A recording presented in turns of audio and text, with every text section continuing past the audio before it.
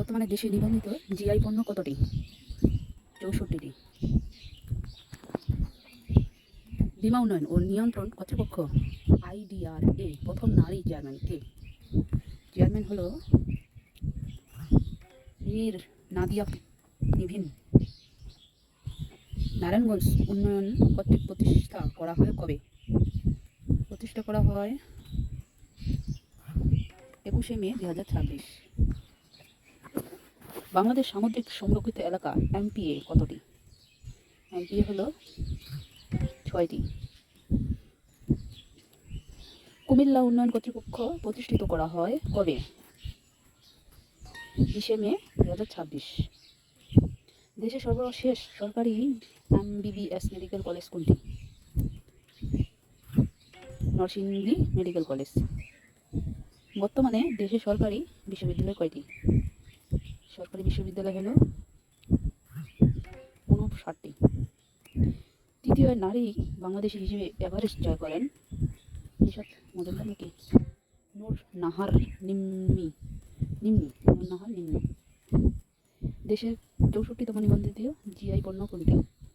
64তম নিবন্ধিত জিআই পণ্য হল মানিকগঞ্জ হাজারি গুড়।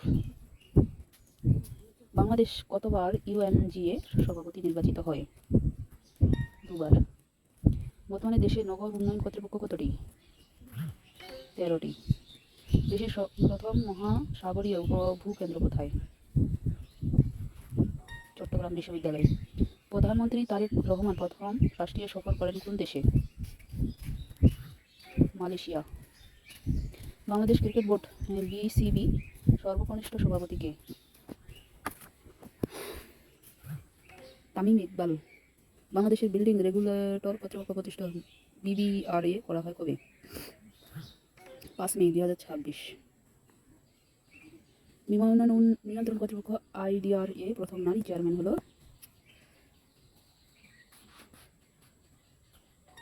মীর নাদিয়া নিভিন। নারায়ণগঞ্জ উন্নয়ন কর্তৃপক্ষ প্রতিষ্ঠা করা হয় নারায়ণগঞ্জ 21শে মে 2026। বাংলাদেশ সামুদ্রিক সংরক্ষিত এলাকা MPA কতটি? 6টি। বাংলাদেশ সামুদ্রিক সংরক্ষিত এলাকা 6টি। দেশের সর্বশেষ সরকারি MBBS মেডিকেল কলেজ কোনটি? Narsingdi medical college MBBS medical college. বর্তমানে দেশের সরকারি বিশ্ববিদ্যালয় কয়টি? 59টি। তৃতীয় নারী বাংলাদেশী হিসেবে এভারেস্ট জয় করেন হলো নূর নাহার নিম্মি। তৃতীয় নারী বাংলাদেশ হিসেবে এভারেস্ট জয় নূর নাহার নিম্মি। দেশের 64তম নিবন্ধন জিআই পণ্য কোনটি? মানিকগঞ্জের হাজারি গুড়। মানিকগঞ্জের 64তম জিআই পণ্য মানিকগঞ্জের হাজারি গুড়। বর্তমানে দেশ নগর উন্নয়ন কর্তৃপক্ষ কতটি? দেশের নগর উন্নয়ন হলো 13টি। প্রধানমন্ত্রী তারেক রহমান প্রথম রাষ্ট্রীয় সফর করেন কোন দেশ? মালয়েশিয়া। বাংলাদেশ ক্রিকেট বোর্ডের BCB সর্বকনিষ্ঠ সভাপতি কে? তামিম ইকবাল। বাংলাদেশ বিল্ডিং রেগুলেটরি কর্তৃপক্ষ প্রতিষ্ঠা BBRA করা হয় কবে? 5ই মে 2026।